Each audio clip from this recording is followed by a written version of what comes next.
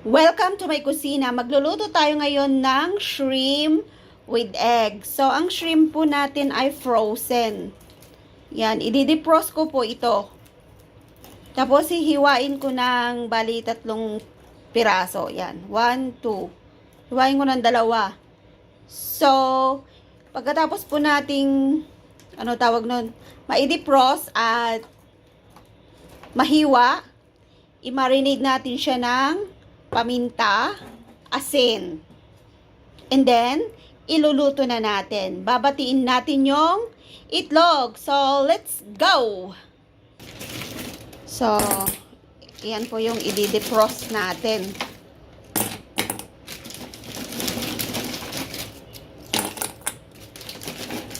Yan. Okay na siguro to. Marami na to.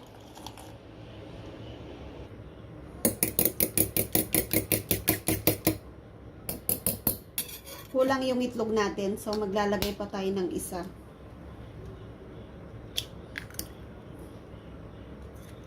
Yan. So, umamit ako ng 4. Kasi 4 kaming kakain.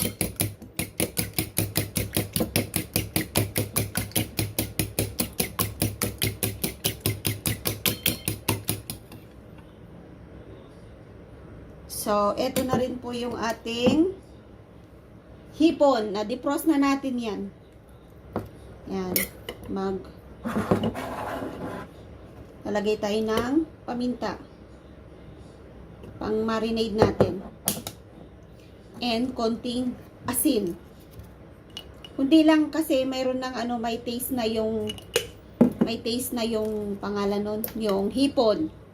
So, maglalagay din ako ng mantika. Ganyan po ako mag-marinade dito. Mantika. So, lalagyan ko rin siya ng konting cornstarch.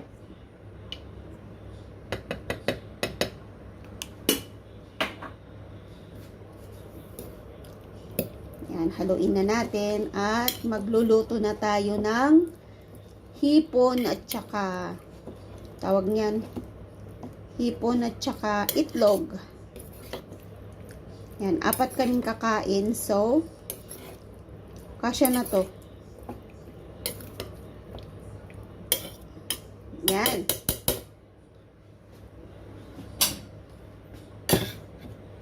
Batiin pa natin yung ating itlog.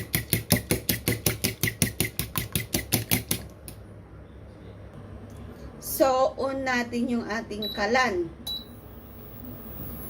At ipainit natin yung ating kalan. Kasi magpiprito tayo ng hipon. Ipiprito muna natin to.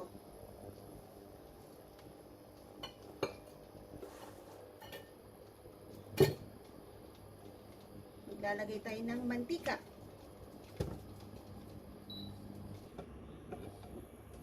Hintayin nating uminit yung kawali. Kasi pag hindi mainit yung kawali, hindi naman siya didikit, pero hindi siya magkukulay orange.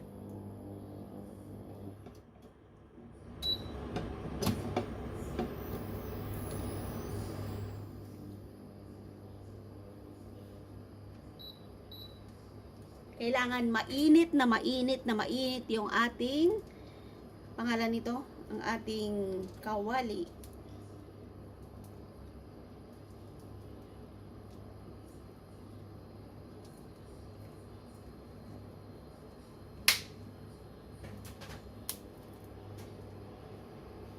Tabo na natin. Simpleng luto lang yung yung hipon at saka itlog. Madali lang siyang lutuin.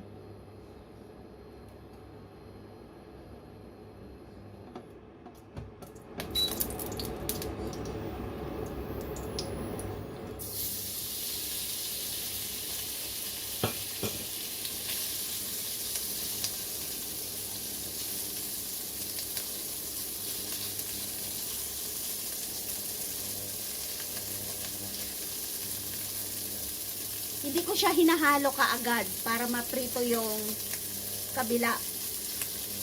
At kahit halo-haluin mo na, nagkulay orange na yung kabila niya. So, yun po yung tendency nung hindi mo paghalo. Ang bango, grabe ang bango ng hipon.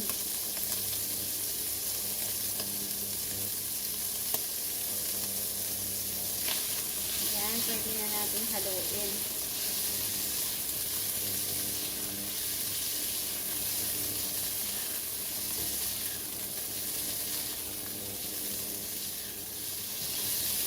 Yan, nakikita nyo, nagkulay orange na siya.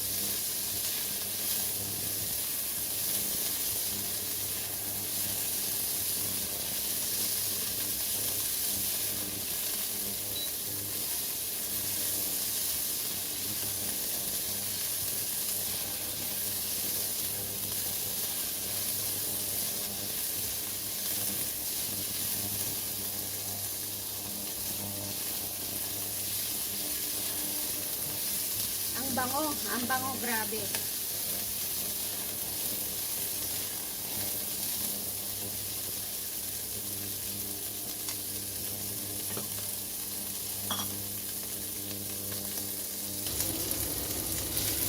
Yan.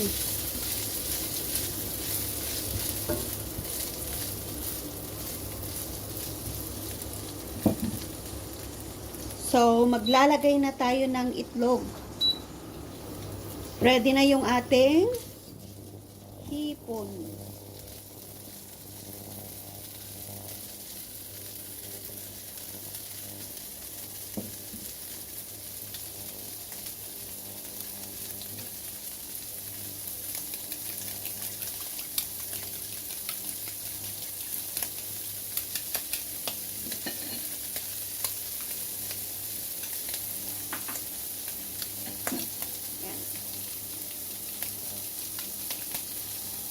Madali lang po siyang lutuin. Lagay na natin yung ating itlog.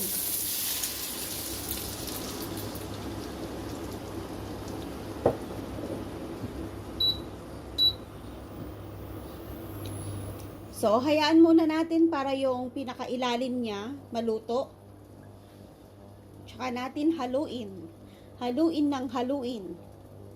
So, ganyan po ako magluto dito. Sana po nag-i-enjoy kayo sa ibinabahagi kong pagluluto dito sa Hong Kong.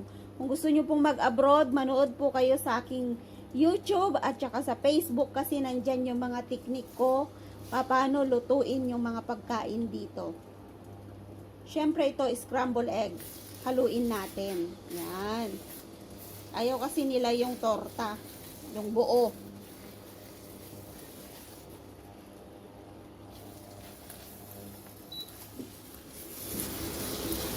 Gusto nila yung may sabaw-sabaw. So, in-off ko na po yung ating lutuan. In-off ko na po yung kalan. Pero, continuous halo-halo pa rin para ma-juicy-juicy. Yan, gusto kasi nila yung may juicy-juicy yung itlog. Yan. Perfect.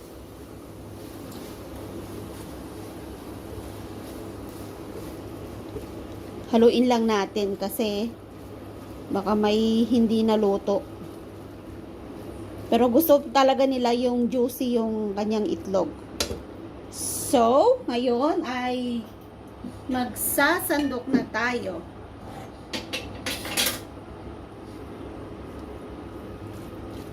Dito ko na ilalagay. Yan.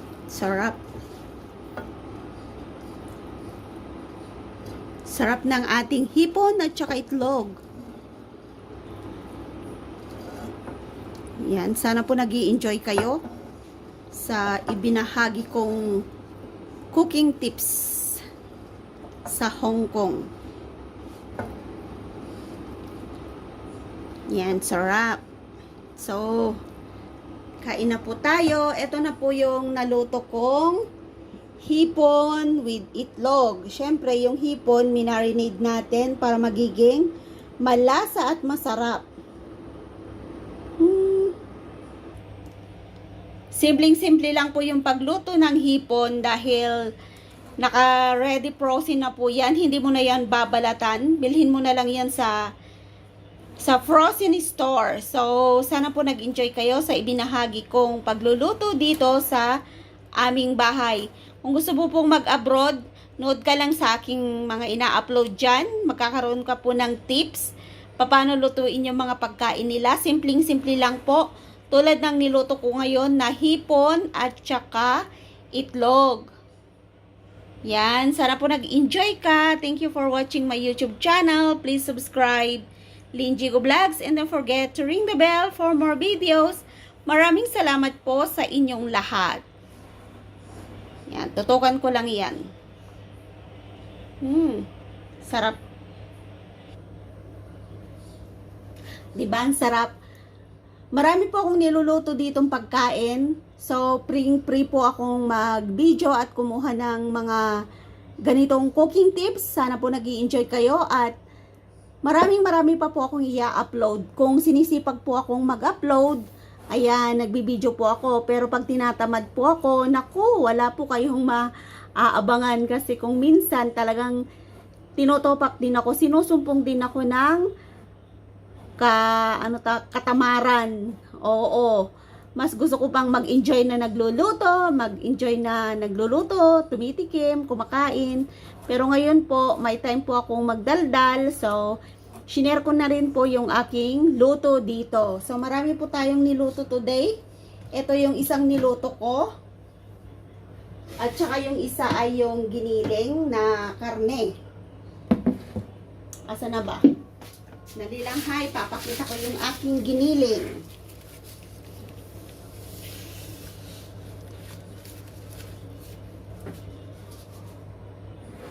Ayan, ito po yung isa kong niluto today.